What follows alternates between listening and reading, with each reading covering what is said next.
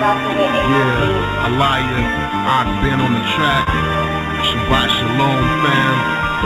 Yeah, let's get it. It's a Shabbat. It's a Shabbat. Chillin' with the coaches and ops. I said it's a Shabbat. It's a Shabbat. Chillin' with the coaches and ops. I said it's a Shabbat. It's a Shabbat. Chillin' with the coaches and ops. I said it's a Shabbat. Man, it's a Shabbat. Chillin' with the coaches and ops. It's a Shabbat, the day of rest. Pray all is well and that you all are blessed. Kick back and relax, it's been a long week. So anyway, let's deal with these versions of the Sabbath. The first one is evening and morning. First of all, let's just think, just like right now, the sun is up, right? And when the sun goes down, it's nighttime, right? Mm-hmm. So why, when you became a Hebrew, did somebody convince you that when the sun goes down, now that's when the day starts? How is that possible? But for all your life, when the sun comes up, it's been daytime. And when the sun goes down, it's nighttime. I wish my daughter was here. I wish a little 5-year-old mom was here. But she ain't here right now. So how, when the sun comes up, it's daytime. When the sun goes down, it's nighttime. And now they tell you that when the sun goes down, that starts your 24-hour day period. How is that possible? Just like even in outside the Bible, how is that possible? I guess that's what the frame of mind behind it is taking the evening and the morning. Every 24 hours makes a day. They say 24 hours from this evening to the other evening makes one day. Alright, we're going, like we always do in our group, we're going to deal with the scripture and actually bring out how certain scriptures have been twisted to try to fit this interpretation. Now we have this account, Genesis 1, for the first 6 days, it says the evening and the morning for the first day. Mm-hmm. Right? Evening to evening. Now we're going to go to Leviticus chapter 23, verse 32.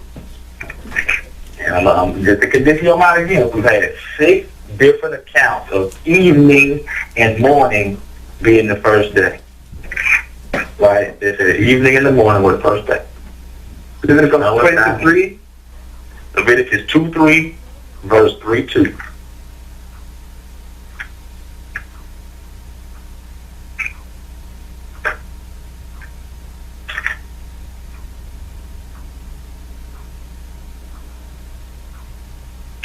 We're actually going to start at verse 31. We're going to work camp style. And I'm taking a deliberate shot at the Hebrew camps and how they study and how they teach, because since I was under this delusion for a while, that's exactly how you calculate the Sabbath, evening and the morning, and then all you got to do is you jump over there to Leviticus 23:32, boom! They can't even fight that. What they going to do with that? So here it is, how they present it to you. They condition your mind, they read all of Genesis 1, hit you with the evening and the morning. Then they jump over here in Leviticus 23. I'm going to start at verse 31. You shall do no manner of work. It shall be a statute forever throughout your generations and all your dwelling. We ain't supposed to be working on the Sabbath. It shall be unto you a Sabbath of rest. Ye shall afflict your souls in the 9th day of the month at even. And then, but see, they leave all that part out because that would let you know, like, damn, what the hell going on in the 9th day of the month? At evening, from even unto even, shall ye celebrate your Sabbath. So first of all, stop. As you can see, the verse that they use to hammer home this point, that from the sundown to sundown is the Sabbath, because this verse has the Sabbath in there. It's actually talking about the Day of Atonement. But see, they don't tell you that. They don't tell you to go up to verse 26 and read down into verse 32. They just go to verse 32 and try to shotgun you. They already hit you with 6 days of creation, evening, morning. Then they hit you with verse 32. They might hit you with 31 to tell you not to work. Then they're going to hit you with 32. It's going to be a Sabbath of rest. Then at that comma, they jump to the end. From evening unto evening, you should celebrate your Sabbath. They do that on purpose to condition your mind, and they don't tell you to go to verse 26 where it says, and Yah spake unto Moses, saying, on the 10th day of this month there shall be a day of atonement. They see how they twisted the day of atonement to try to trick you into keeping the sundown Sabbath. Crafty as a fucking serpent. That's how they get you. How do I know? Because I used to teach. So I have knowledge on how they run that. Do a game. I know it's funny, but it's fucked up to me because I used to teach it. Listen, I'm laughing because there's so many stuff opening up to me right now. Mm-hmm. Right, we know that those fake Jews worship the Sabbath Friday night to Saturday night. That's how the fake Jews worship the Sabbath. But aren't we aware the fake Jews worship the devil? These are so funny. Yeah, of course they do. Yeah, they do. They worship the devil and all of them stuff. Yeah. And they celebrate their Sabbath Friday night to Saturday night. So why should we be patterning ourselves after this? Exactly. This is why I kind of ask a lot of questions, because they were worshipping before, you know, and I can't even just say before, because they still do the Rosicrucians, and they also there's so many names that they have out there. But yes, we are patterning out the lifestyle of them and figuring more or less that they are the authority on the scripture, they're the authority and whatever we are going to do. So we are trying to imitate them, which I think is stupid. You know, I take everything from them.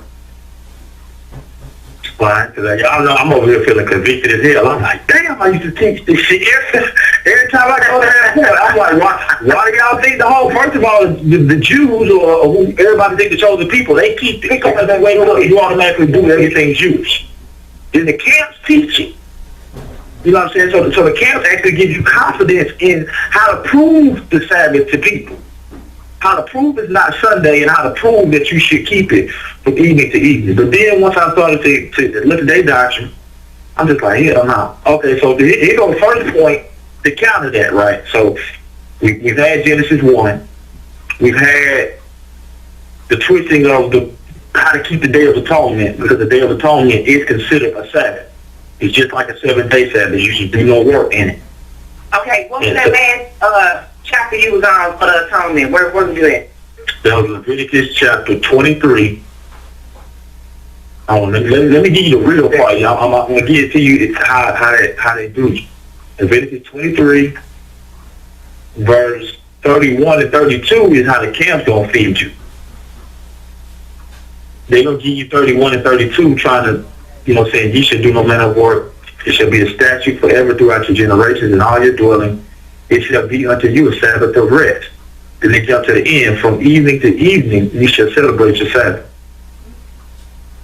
But you should take it up to Leviticus 23 and start at verse 26 to prove that from 26 on down into 32 is talking about how to keep the Day of Atonement, not how to keep the 7-day Sabbath.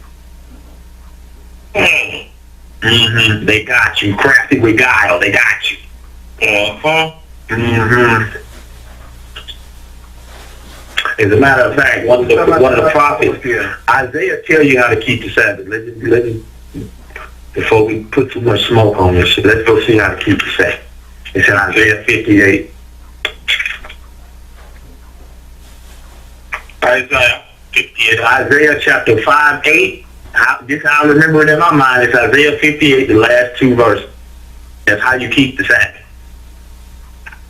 Like I said, look to the Torah, the Psalms, and the Prophets. This is how you're going to navigate most of this stuff. The New Testament, the New Covenant, only confirms everything that we talking about here in the Old Testament.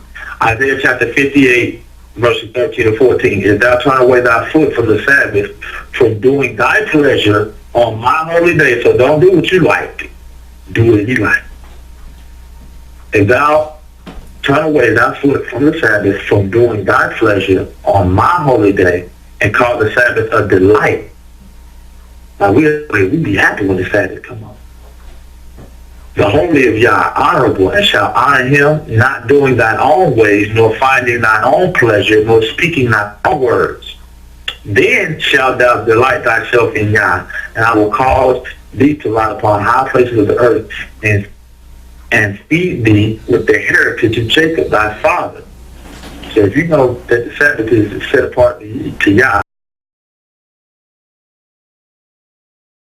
my bad, I had a little blind spot. Like, you God, your father. It's for the mouth of Yah has spoken. So, like I say, I was actually about to go to Nehemiah, because to directly take a stab at when the sun goes down, is that when the Sabbath starts?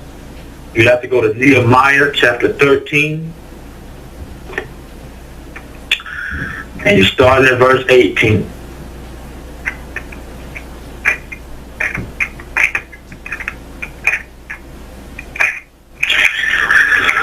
Nehemiah 13 and 18. And like I said, why are we over here? We're trying to prove or disprove through the Bible, when the sun goes down on Friday night, is that when the Sabbath starts?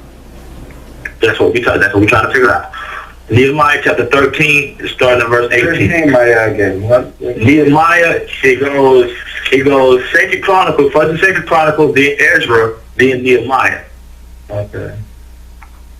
Yeah. So Nehemiah what? Nehemiah chapter 13, and I'm going to start at verse 18, verse 1-8. And we're trying to figure out, or trying to find a precedent or another witness of when the sun goes down, because we got Genesis 1 from evening to morning. Okay. So now we're trying to see, okay, well, when the sun goes down Friday night, is that when the Sabbath starts? Nehemiah 13:18. Did not your fathers thus, and did not our Elohim bring all this evil upon us and upon this city? Yet ye bring more wrath upon Israel by profaning the Sabbath? And it came to pass that when the gates of Jerusalem began to be dark before the Sabbath, I commanded that the gates should be shut, and charged that they should not be open till after the Sabbath. So you're getting a little parenthesis right here. It says, as the gates began to be dark before the Sabbath,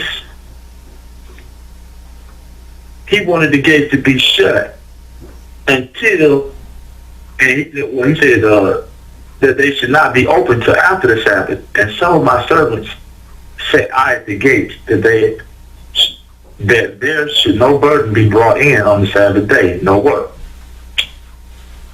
Right? So Nehemiah 13 and 19 is a peculiar verse, because you actually got to sit down and think. Don't just read it like Harry Potter. Keep rolling. Think about what he just told you. And it came to pass that when the gates of Jerusalem began to be dark before the Sabbath, at sundown. Why don't it say as the Sabbath began? If the Sabbath start when the sun goes down, why didn't the text simply say as the Sabbath began? Now, while we think about that, let's go to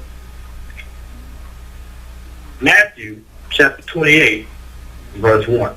Matthew, the last chapter, first verse. Because, and the reason we're going here, I'm going to read it one last time, Nehemiah 13:19. And it came to pass that when the gates of Jerusalem began to be dark before the Sabbath, I commanded that the gates should be shut, and charged that they should not be open till after the Sabbath. Now I'm in Matthew chapter 28, verse 1. While we're over here, we're trying to establish when the Sabbath is over, after the Sabbath. When did the gate open back up? According to Nehemiah 13:19. Matthew 28:1. In the end of the Sabbath, as it began to dawn toward the first day of the week. So as the sun came up Sunday morning, that ended the Sabbath. So now we confirm when the Sabbath ends, when the sun come up Sunday morning. Will stop. if the Sabbath ends when the sun come up Sunday, why are they telling you that your day begin when the sun go down on Friday? That shit don't make sense. The Bible just told you the day start when the sun come up. How do you know that? Matthew 28:1. In the end of the Sabbath, as it began to dawn, the dawn of the morning, when the sun coming up and the birds chirping, and it began to dawn to it the first day of the week. So if Sunday start when the sun come up, why don't every other day start when the sun come up? Master, I'm going back to Nehemiah 13:19. And it came to pass when the gates of Jerusalem began to be dark before the Sabbath, not as the Sabbath began, but before the Sabbath. Well, what is going on? Also, when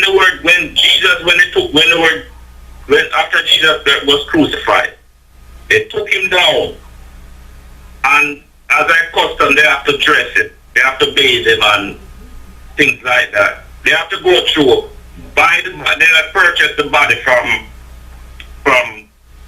the soldiers or whoever they have purchased. From the Romans. Yeah. So I think there's a part in Matthew that says it was getting they were hurrying up because the sun was about to come up, and they were doing it to put him in the sun was going down. The sun was going down, and they wanted to do it because it was coming on to the Sabbath, and they didn't want to do anything on the Sabbath. So that's why Mary Magdalene and all of them were going to the tomb to do the ritual. They didn't do it. They didn't perform any ritual on him, because it was too close to the Sabbath. It was too close to the sunrise was coming. The sun was coming up. So they get to hurry up and get him in the tomb before the sun come up.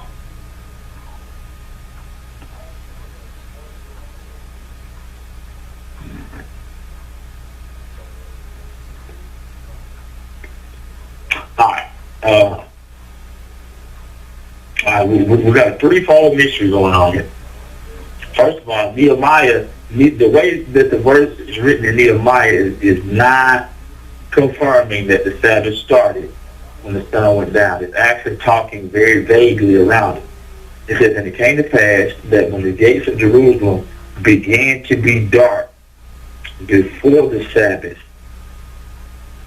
I commanded that the gates should be shut and charged that they should not be open until after the Sabbath. Well, you have to go to Matthew 28:1 to find out when the Sabbath ended, because it's all written. It says, in the end of the Sabbath, as it began to dawn toward the first day of the week. So now you got to think again. You have to think back on Nehemiah, like, damn, the Sabbath didn't start when the sun went down. Then you over here in Matthew 28:1, well, damn, Sunday started when the sun came up. Now, the last part of the mystery, the Messiah is going to give it to you. You got to go to John chapter 11 and verse 9. And once we do this, then we actually went the long way to try to figure the Sabbath out for a reason, so they kind of permeate your mind and kind of work its way through the cracks and the crevices. We've been lied to so much. All right, here go the key to the mystery, and then we just gonna go straight to how to figure this thing out biblically. I know it's crazy, right? John chapter 11 and verse 9. The Messiah answered, "Are there not 12 hours in a day? If any man walk in the day, he stumbleth not, because he seeth the light of this world."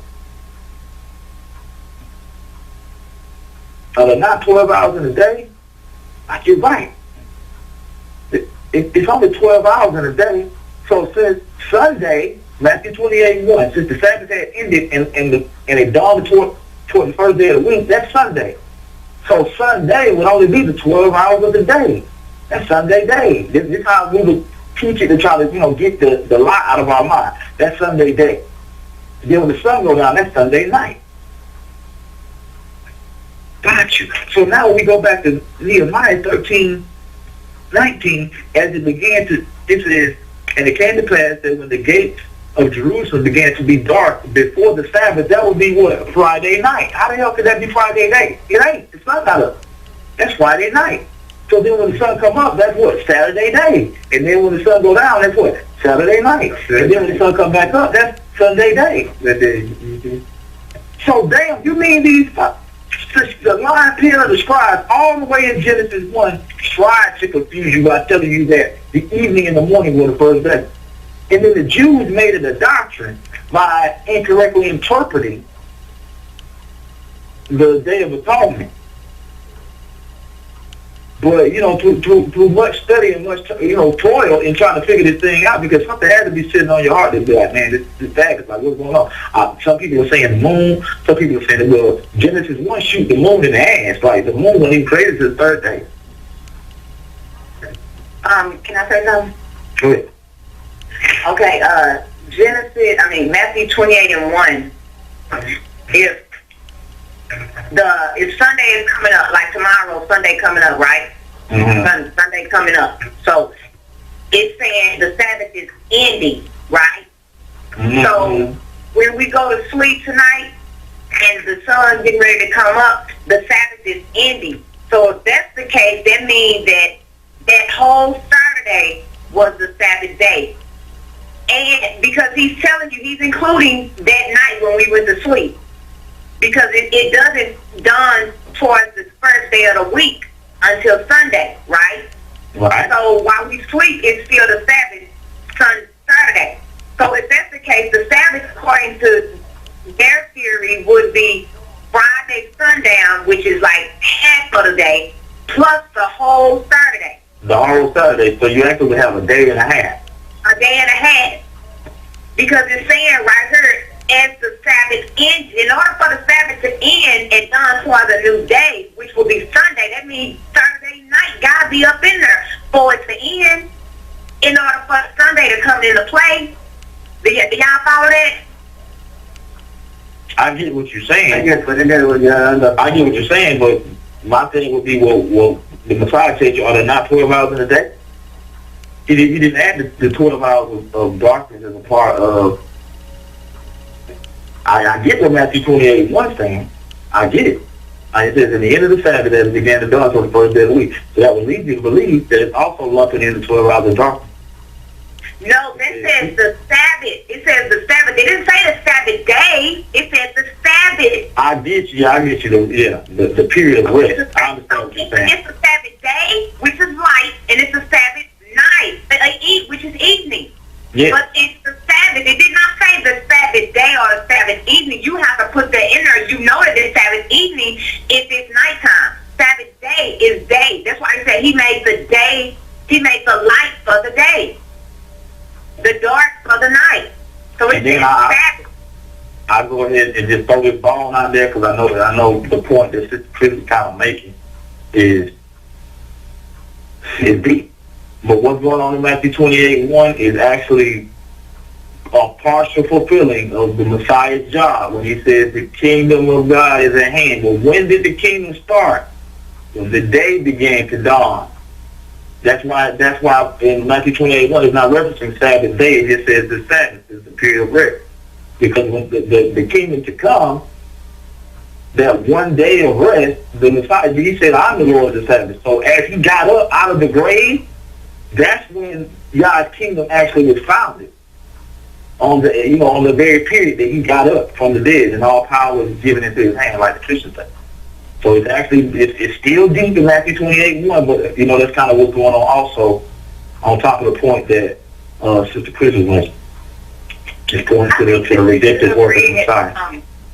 I think you should have went up further in Nehemiah to actually see, to get some more detail.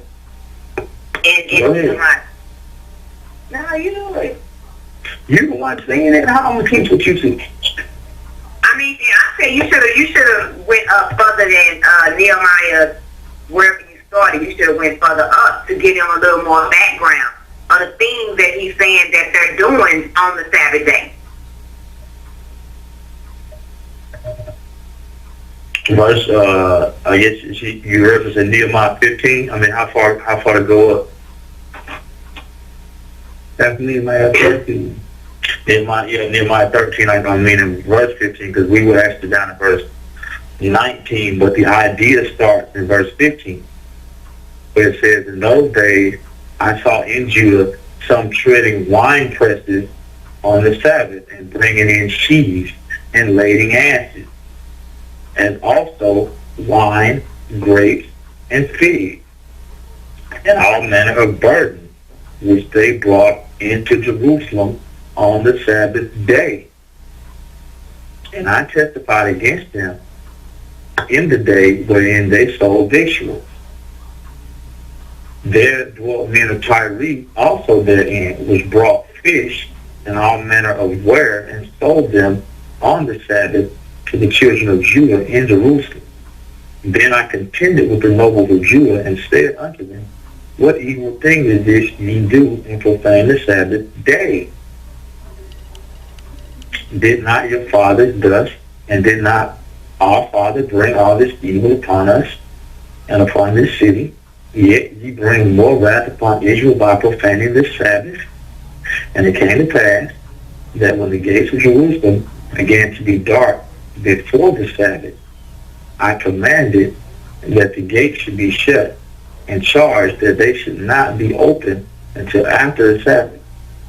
And some of my servants I set at the gates, that there should be no burden brought in on the Sabbath day. So merchants and sellers and all kinds of wares lodged without Jerusalem once or twice.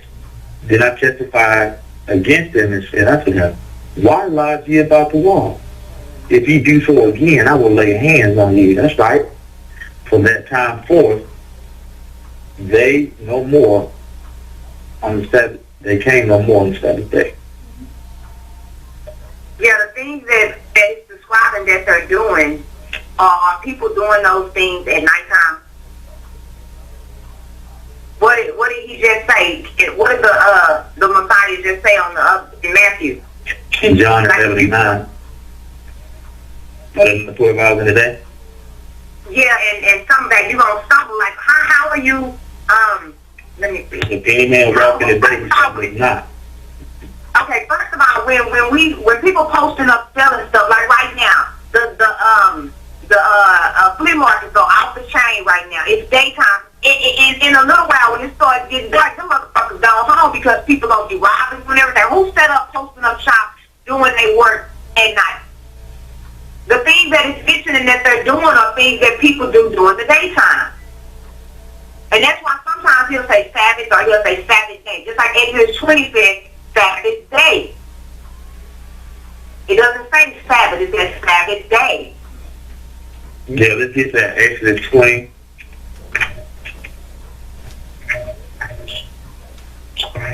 Good point. And then after this, the Ten Commandments, which is considered the royal law. This is the basics of what you have to keep. It says the Shabbat. We'll read them all. Exodus 20, starting at verse 1, King James Version. And God spake all these words, saying, I am Yah, thy father, which have brought thee out of the land of Egypt, out of the house of bondage. Thou shalt have no other God before me. That's the first command. Thou shalt have no other God before me. Thou shalt not make unto thee any graven. This is the second command. So don't have no God before him, number one. Number two, thou shalt not make unto thee any graven image or any likeness of anything that is in the heaven above, that is in the earth beneath, or that is in the water beneath the earth. Why should you not make those things in verse 4? Because of verse 5. Thou shalt not bow down thyself to them, nor serve them. For I, Yah, thy father, am a jealous father, visiting the iniquity of the fathers upon the children unto the third and fourth generation of them that hate me, and showing mercy unto thousands of them that love me and keep my commandments. Fourth command. Thou shalt not take the name of Yah, thy father, in vain, for Yah will not hold him guiltless that taketh his name in vain. Remember the Sabbath day to keep it holy of the day. Let's talk about for a second. What does it mean to take his name in vain? To take his name in vain, you actually have to take it to the language. That means to bring his name to naught, to bring it to void, basically to bring it into contempt. Alright. Case in point. Most people when they're in the world, they say, man, I swear to God, man, I swear on my mama, I swear on all this. But if you was actually stupid to say that you swear on his set apart name, and then you mess around and not keep that vow, you're bringing his name to naught. First of all, you using his name in your own swearing situation. But like this, to bring his name to naught, or to bring his name to desolation, which the children of Israel did, because they associated him with other gods. Okay? And they would make oaths to other nations, and once you understand that command, you would see how they transgressed it down through, it began under Joshua. Well, one way that I can think of it is when Joshua made that covenant with the Gibeonites that, basically disguised themselves, and he actually made a covenant in the name of Yah that he wouldn't kill them. You know what I'm saying? So while they do that, when Yah had commanded to kill all the Canaanites, that's actually counterproductive of what Joshua did. And you can see time and time again, they would swear on the Lord God, and they would make all these pacts and covenants, contracts with other nations, and even amongst, between Israelites and amongst tribes. And, Yah actually tells you not to do that. Let your yea be yea and let your nay be nay, is what the Messiah said, so that you wouldn't transgress that command. But verse 8 is where we were. It says, remember the Sabbath day to keep it holy. So, then you juxtapose that with John 11:9. Are there not 12 hours in a day? And like the sister brought out, like everything that they were telling you in Nehemiah 13 are activities done in the daytime. So it's giving you clues, and then the biggest one we're going to cover after we go through these 10 commandments. Verse 8. Remember the Sabbath day to keep it holy. 6 days thou shalt labor and do all thy work. But the 7th day is the Shabbat of Yah, thy Father. In it thou shalt not do any work, thou, nor thy son, nor thy daughter, thy manservant, nor thy maidservant, nor thy cattle, nor thy stranger within thy gates. For why? Why is he telling you to do this? For in 6 days Yah made the heaven and the earth, the sea, and all that is in them, and rested on the 7th day. Wherefore the Lord blessed the Sabbath day and hallowed it. The Shabbat, yeah, I honor it. Doing what my father said I can do on it. Anything contrary, you can keep it rolling. And I ain't talking Kelly when I say rolling. Law by the citizen that we child of Yah, following commands, so that's what he made me for. Not to be wild and doing what I want to do, but to do the thing that his word said to do. Like Exodus 20, verse 8. Set apart, cause if you set apart, then you rather be hard-headed than to obey. That's like trading in a Mercedes for a Honda. Don't make any sense at all. Need to kill them old ways like Geritol. Make a change like when summer turn to fall. And once again, Shabbat Shalom to you all.